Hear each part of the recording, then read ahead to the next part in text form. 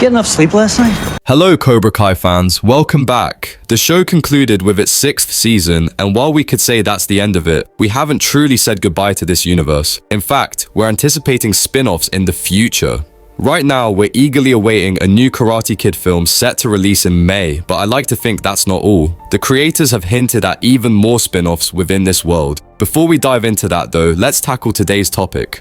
While the show's finale left us with a satisfying ending, there were scenes filmed and originally intended for the series that, for various reasons, were cut and left on the editing room floor. One such deleted scene features Kim Da-eun walking alone to what looks like Kwon's cremation site, where we see ashes and smoke lingering from the funeral. As she arrives, she bends down and picks up an object, though we don't get a clear look at what it is. Many who've seen this clip speculate that she picked up the Injangdo knife, suggesting it might have been cremated with Kwon. However, that theory doesn't hold up.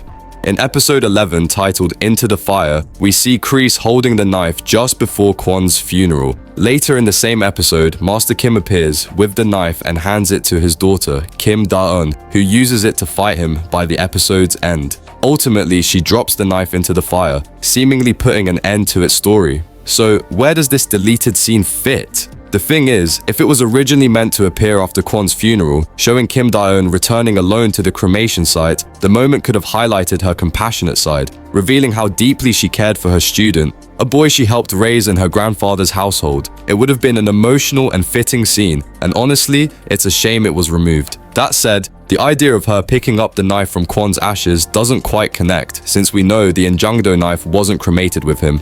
Instead, I think this cremation site might belong to her grandfather, Master Kim Sun-young. Consider this, Master Kim told his daughter that to prove her loyalty, she had to do something difficult, using the very knife he gave her, and she did just that. She killed her own grandfather, while the series never shows what she did with his body, only that she tossed the knife into the fire. So this deleted scene could have been intended as a moment where Kim visits her grandfather's cremation site, where she had burned the knife along with him. It would explain why she appears so broken, grieving the loss of a loved one, regardless of the circumstances. Since it didn't make the final cut, I think that's why they instead included a scene of her simply tossing the knife in fire. However, we can't say for sure what the scene was meant to convey. Let me know your thoughts in the comment section. Next, there's a short scene featuring Johnny Lawrence and Tory sparring, both in their Cobra Kai uniforms, inside the All Valley Sports Arena during the Seikai Taikai. Some fans claim this was an actual scene from the show, but it might just be behind the scenes footage captured by the actors or extras. If it was intended for the series though, it would have been a great addition. Johnny and Tory never had many one-on-one moments showcasing their mentor-student dynamic. And at this point in the story, during the Seikai Taikai tournament, it would have been the perfect time for them to shine together. Now, let's address the elephant in the room, a deleted scene that could have completely changed the series ending, the battle between John Kreese and Terry Silver. The show's creators recently revealed that this scene almost had a very different outcome. Watching the finale for the first time, many of us wondered why none of the characters even mentioned Silver or Kreese afterward. It felt like nothing had happened, or as if we jumped 3 years into the future where everyone had moved on. It was a jarring omission. Fans are still debating whether Kreese and Silver are truly dead, and hilariously, even the Cobra Kai creators don't seem to have a definitive answer. In the penultimate episode of the final season, Kreese and Silver fight on Silver's yacht. Kreese ends it by tossing his lit cigar into a puddle of spilled gasoline, causing the yacht to explode. Most of us assume they didn't survive that blast, but here's what the creators had to say. Hayden Schlossberg, speaking with Entertainment Weekly, noted, "We didn't see the bodies. It's a very wide shot. Kreese has been presumed dead before and popped back up, so we'll have to see." John Hurwitz and Josh Hild, however, took a more grounded view. "Look at that explosion," Hild said with a laugh. "You know how much staff is on a yacht? Kreese took out like 30 people. They were covered in gasoline." Hurwitz added, "We all assumed while filming that they died as a result." Still, he admitted, "We wanted to leave ourselves options. To keep those options open, they filmed a scene for the end of the series. It was meant to follow the montage featuring magazines like Sports Illustrated, with Johnny and Daniel on the covers.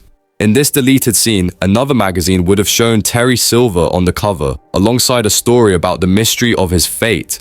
Then, John Kreese's hand would reach in to pick up the magazine, revealing he'd survived the explosion, implying Silver was likely dead. But while filming, the creators realized this twist felt too ridiculous to include.